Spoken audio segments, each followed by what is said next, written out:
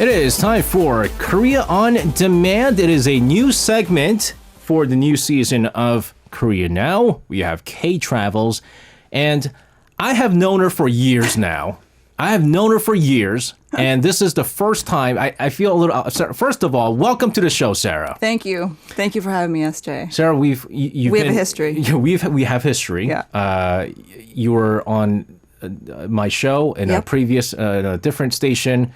But I've only known you and Q together. I know. How weird is this? Even I feel weird. And even during the Seoul special that we had, you and Q were there. Yep. As well as another couple.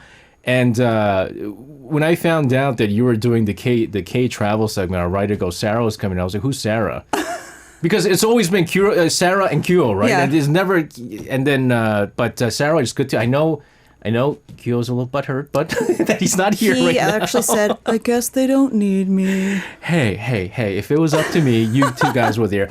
You're not here for why you guys are such lovely couples, but you guys are here. You're here to talk about traveling, and you might be going, well, why do we have Sarah in for a travel segment? But because you're the YouTube channel that you have with Kyo, Two Hearts, One Soul, I mean, you guys are basically vlogging all over Korea. All over Korea, all over Seoul. We love to explore different neighborhoods in Seoul because this is a fast-paced city. It's always changing. There's always new and upcoming neighborhoods that we like to check out. Absolutely. And, I've lived in Korea for now almost 14 years now. And even during the 14 years, there's a lot of changes. Oh, so much. Within Seoul. And so today, you're going to go into probably one of the more hip areas of Korea because before, let's say when I first came to Korea some 14 years ago, when you think hip, or wait, when did you come to Korea? 2011. So I think we're around the same time. It's around 12 years for me. 2011, I came 2009. So even in 2011, when they said hip place, what was like the part of Seoul that everyone talked about? Oh boy, I would have to say maybe Hongdae. There you go. It was Hongdae. It's not Hongdae anymore. No. Instead, we're going to talk about the new hip place. Where is it? Seongsu-dong. All right, tell us a little bit, do a little bit of a background on Seongsu-dong for us. Well, first of all, its nickname is the Brooklyn of Seoul. As a New Yorker. Oh, as a New Yorker, that's right. And I went to high school in Brooklyn. We'll see, but go ahead. So it's basically an industrial turned creative neighborhood. So Seongsu-dong used to be filled with factories and warehouses. A lot of manufacturing went down. And of course, with the changing global trend, that industry kind of fizzled out. And in recent years, it's been transformed into a creative hub with numerous art galleries, cafes, restaurants. Very hip. And also, if you are in Seoul, or maybe if you're coming from like outskirts of Seoul, how do you get to Seongsu? Like, I haven't been on the subways a lot. Is there a Seongsu station? There is, okay, yeah. And that's actually, I kind of was nerding out a little bit. Okay. At this Seongsu station. I wouldn't say I'm a train enthusiast, but I had some fuzzy feelings there. Why? And Why? Okay, so first of all, as someone who grew up in rural East Coast Canada, you're lucky if the bus comes once an hour. Okay. Seoul's subway system is perfection. Right. And it's clean. They've got all these modern stations. It's great. But Seongsu Station, as soon as you get off, you will just immediately get an idea of what this area is going to be like. It's got that 80s feel, the above ground platform and tracks. It's got that kind of vintage mint tiles, and it's really clean, but it just has that retro vibe right from the get-go, and I love it. And that's kind of been like the trend these days, right? Yeah. It's the retro vibe that everyone is looking for, which is why it's interesting that they've nicknamed it the Brooklyn of Seoul, because Brooklyn is, well, there's so many different parts of Brooklyn. There's like the dangerous areas of Brooklyn. There's the very traditional places in Brooklyn. There's the hip areas in Brooklyn as well, and they go for like the retro, because Brooklyn, again, a very traditional old neighborhood of New York and things like that. But what are some of the, because I'm going to be honest with you, I've never been to Seongsu-dong. SJ. I'm not a hip person. Well, one of the things I like about it, you were mentioning Hongdae, you know what I mean? Yeah. And now that I'm in my mid-30s, I do not fit into that scene anymore. So when I go to Seongsu-dong, it is young, it is hip, but I feel like overall, there's just a lot of different ages, and there's, activities and things for people of different ages, and I don't feel like a walking dinosaur fossil in that area. You know, I'm glad you say that because I'm going to be honest with you because, what was it, like 2 years ago, I went to Hongdae, right? And I was like, I don't belong here. It's a very humbling experience. Well, I've never been in a part of Seoul where I literally said, I don't belong here because I'm looking around and I'm going, they're too young. Yes. It's almost like I'm there to suck the lives of the souls of the youth of these young people. But I'm not going to go to the Pagoda Park. That's where older people are. Oh, no. Our producer is telling me to go to the Pagoda Park. Which, that's where like all the harabojis. They play Go? Yeah, they play the baduk or like they play changi and stuff. I'm not old for that. But so you're saying in Seongsu-dong, despite the fact that it's known as a hip place, if people like me go, I'll still blend in. Exactly. And that's one of the things that I like so much about it. It has a lot of famous cafes, not just for the food, but for the architecture. Okay, because you were saying that there was a lot of like industrial places that closed down, right? So they do they reuse the industrial parks and the factories and stuff like that? Yeah, they do. They still keep it kind of a minimalist style, but personally, my favorite ones are the renovated hanok. Like the traditional Korean style house. And it just feels like very cozy and homey. And I really like areas like that they keep the history and they kind of reuse it in a way that keeps it alive for younger generations as well, so they can appreciate it too. Yeah, what was it? The term that they use is neutro, I think. It's like where they take like something old and they make it new. Neutro. And like it's incredible how they're able to take something like hanok, right? I mean, hanok is like, you're talking about hundreds and hundreds of years of history and they turn that into something that's so hip. So you have a lot of famous cafes, and you know, Koreans love cafes. Of course. And coffee and tea and things like that. You have that. But Sarah, in order for it to be in the category of a hip young place, it has to have art. Does it have art scene? It absolutely does. Okay. And what I really like about it is the graffiti and the murals. You're kidding me. Because isn't that something that's not so commonly seen around Seoul? It's not, and also because, you know, growing up in New York, by the way, because graffiti is like illegal in New York. And so when is it really? It was. And then Giuliani came in as the mayor in like the early 90s and he said, I'm getting rid of the graffiti. And New York now doesn't have the kind of graffiti scene. And some people were kind of ashamed about that because they consider art more than just kind of doodling on the art. But here, I mean, graffiti art is incredible and they have this. Yes. Oh my goodness. It was something that I was really taken aback when I saw it, and I just really appreciated it. It just feels like a very artist-friendly space for creativity. Maybe even in ways that's not so mainstream in Korea yet, but it still feels like a very open space for creativity, which is really cool. And there's a place called the Seongsu Art Cube? Yes. What is this place? So this is probably one of the, I think it has basically different artists, like it kind of changes the shows. It's known as the most prominent public art space in that area, but it kind of focuses on street art. Wow. Yeah. I actually see that's the thing that I like though. And I'm glad. And man, I have to go here now. Yeah. I have to, because there is times when I love living here in Korea, but I do get homesick time to time, right? And it's funny I say homesick because I was actually born here, but you know, I'm from New York, and that street art scene is something that is incredible in the United States. And so, although like I said, like graffiti is almost gone in New York because they cracked down on it in the early 90s and things like that, I would love to see something like this. Another criteria that must be met in order for this place to be a hip place is fashion. Is it also considered a fashion district? It is very fashionable, not just for smaller, individually owned boutiques. That's what I like about this area because, you know, I like big brands as much as the next person, but sometimes you want something with a little more, I don't know, individual personality. Yes, I've always wanted to kind of ask that because I've noticed that, sure, like you said, sure, everyone would love to have the money. If they had the money, they would go to the department stores and buy all the fancy, whatever, clothes and things like that. But the fact of the matter is, average people like you and I, we can't afford that stuff. Yep. But these like little mini shops and these boutique shops, I've heard that they're actually also very popular because I've always worried, like, do they make any money to be able to compete with like some of the bigger names and things like that? But it's popular. Yeah, it's definitely popular. And there's also a section for handmade shoe shops. This area was super, super famous in like the late 60s, I think, for handmade shoe shops. And they still have a lot of shops that are dedicated to that. So if you're a foreigner with big feet like me, 270 woman's shoes you're not going to find in Korea. You might have to get them custom made. Little tip for you. So there you have it for any of our expat listeners out there. If you have a big feet and you can't find certain sizes, that's the other thing is like even customized suits, right? It's rare to come about. And I know there's like a famous one, like an Itaewon or something like that. But not a lot of people are willing to get customized suits, customized shoes.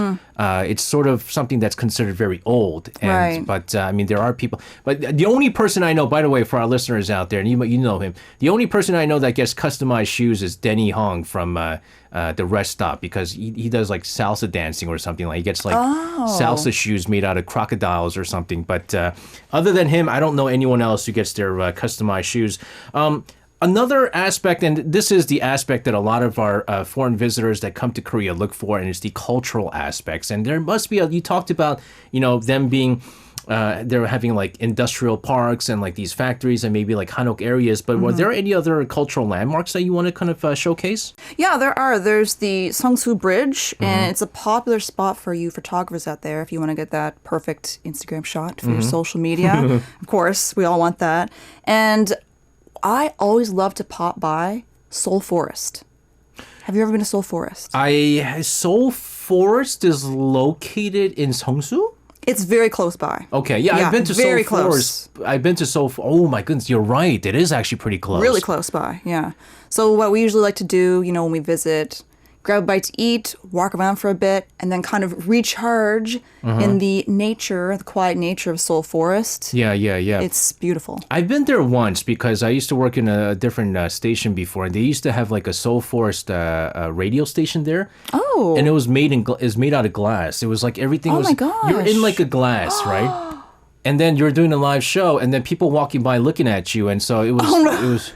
It was not very hard to focus. And it was difficult because it was only my second day of ever doing broadcast in my broadcasting career. Oh, wow. And I was nervous in the first place. And you got like a bunch of people walking through Seoul Forest looking at me. But again, a lot of places that and anytime you have places near Han River too, right? You could do a whole bunch of stuff. But Sarah, I know this is stuff that's not for you and I sometimes, or especially me now that I have a kid and nightlife scene is completely impossible to experience for me, but I'm sure a lot of people are looking for a nightlife scene. If it's a hit place, it must have a nightlife scene. It absolutely does. This is the place to go if you are into kind of smaller breweries when it comes to beer and makgeolli. Oh, so it's not even just like clubbing scene. You're talking about like actually like drinking and stuff like that. Okay. Yeah, it's really well known for a lot of young people who are kind of putting a modern spin on makgeolli in particular, all kinds of different flavors, different ways to brew it. It's become cool again. In these last several years, it's no longer just kind of like an ajushi in the park drink. Yeah, so that's the thing, right? Like that. Like the makgeolli was considered that ajushi drink. Yeah, I could see your face when I mentioned it. So I was like, young people are drinking makgeolli now. I just don't understand how that is. Because you would think young people, they're, beer, cocktail drinks, and even like soju at one. By the way, soju was once considered like an ajushi drink, and all of a sudden, like they've created all these different kind of sojus. But makgeolli, so this is there like just one specific like famous brewery, or is there like a number of like breweries that you can check out? Yeah, there's a lot of smaller ones run by like the younger generation, which is what's really cool about it in that particular area. Interesting stuff here. So, Sarah, you've obviously gone to this place. You obviously love this place. If there is one place that you must go, if you're checking out Seongsu Station in Seongsu-dong area, what would be the place that you must go? Very difficult. I would have to say the Seongsu-dong Cafe Street, because there is something for anyone, no matter what your style, because there's not just food, there's also little shopping places there. It's a mix of fashion, cafes, accessories. And it's all in one street. It's all in one street. Would you say, because like sometimes like one of the things that happens when you're looking for looking for places to visit and you go on like books and you do researches, they say that there's like a cafe street, and then you get very excited thinking that it's going to be like a really, really long street of so many different cafes, and the next thing you know, it's like a small alley with like 2 or 3 cafes. Like, is this literally like legitly a huge street of cafes and bunch of stuff that people can check out? It is legit, yeah. I would say it's a almost like a small neighborhood feel, and then on that main street, there are little alley side streets with little gems tucked into there if you want a quieter vibe. So there's a lot to choose from. It's like overwhelming, actually. Sarah, also, if you're someone like me, I'm surprisingly, I'm not a big fan of crowds. I don't like to play. I don't like to go to places where there's like a whole lot of people and things like that. And I know this is a very up and coming, they're very popular areas. But if you were to go to the Seongsu-dong area around this time, are you going to be like? Is this going to be like Hongdae? You know how like crazy packed Hongdae is, right? Where you can't even walk through the street.